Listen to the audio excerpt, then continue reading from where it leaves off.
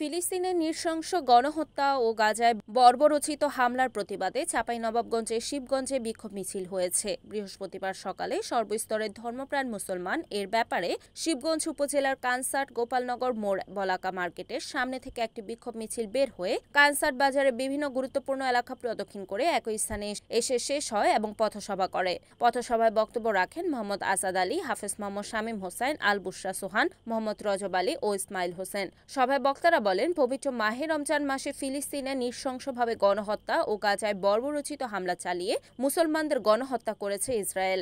আমরা এই গণহত্যা ও হামলার তীব্র নিন্দা ও প্রতিবাদ জানাচ্ছি। সেই সাথে সারা বাংলাদেশের সকল ব্যবসায়ী থেকে ক্রেতা পর্যন্ত সকলকে আহ্বান জানাচ্ছি, ইসরায়েলের সকল পণ্য সামগ্রী বর্জন করুন।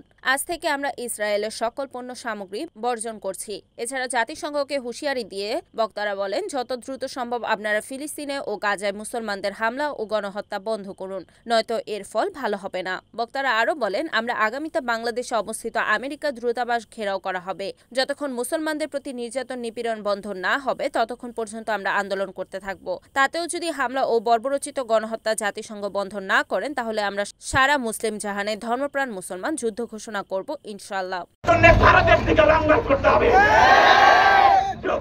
আমরা দেখে আসছি ভারতের কাছ থেকে কিভাবে গণহত্যা চালানো হচ্ছে। তারা এখন বলছে বাংলাদেশের জঙ্গিবাদের উদাহরণ হয়েছে। ডাক্তার ইউনূস বলছে তুলসী কাবাট যে তাদের নাকি এখন তারা কনসার্ন বাংলাদেশের কালেমার কথা উঠছে, বাংলাদেশের মৌলবাদ জঙ্গিবাদ এই সমস্ত কথা তারা বলছে। আমরা স্পষ্ট করতে বলতে চাই, আমাদের আদর্শ মুহাম্মদ সাল্লাল্লাহু আলাইহি ওয়াসাল্লামের আদর্শ। মুহাম্মদ সাল্লাল্লাহু আলাইহি ওয়াসাল্লামের আদর্শ ভালো করি। তিনি যেমন একদিকে নামাজ কথা বলেছেন, তিনি একদিকে উহুদের লড়াই করেছেন। নবীজির সন্তান মোবারক শহীদ হয়েছে। নবীজির দাঁতের চেয়ে আমাদের দাঁত প্রিয় হতে পারে না। আমাদের দাঁত হেরে যাবে, আমাদের সন্তানগুলোকে আমরা আমাদের সন্তানের রক্ত দিব, তারপরেও আমরা কোনোভাবে মাজলুমদের বিরুদ্ধে একটি প্রকার যদি হামলা হয় আমরা চুপ করে বসে থাকবো। আমাদের স্পষ্ট বক্তব্য, সরকার যদি কোনো পদক্ষেপ না নেয় আমরা আমেরিকার দূতাবাস ঘেরাও করব। আপনি ইসরায়েলের বিরুদ্ধে কথা বলছেন, আবার একদিকে আমেরিকা থেকে আপনি পরামর্শ করছেন, তাদেরকে আপনি প্রভু মানছেন। আমরা কাউকে প্রভু মানি না।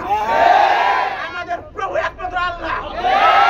আল্লাহ ছাড়া কারো কাছে আমরা ছোট হতে চাই না, কারো কাছে আমরা নত স্বীকার করি না।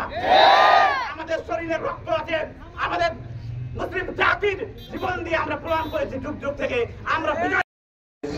এটা আমরা সবাই জানি। আমরা যে কারণে উপস্থিত হয়েছি এখান থেকে আমাদের আসলে যদি আমরা ওইভাবে চিন্তা করি আমাদের কিছু করার থাকে না। আমরা এই প্রতিবাদ সমাবেশটুকু করেছি, এটুকুই আমাদের কাম্য।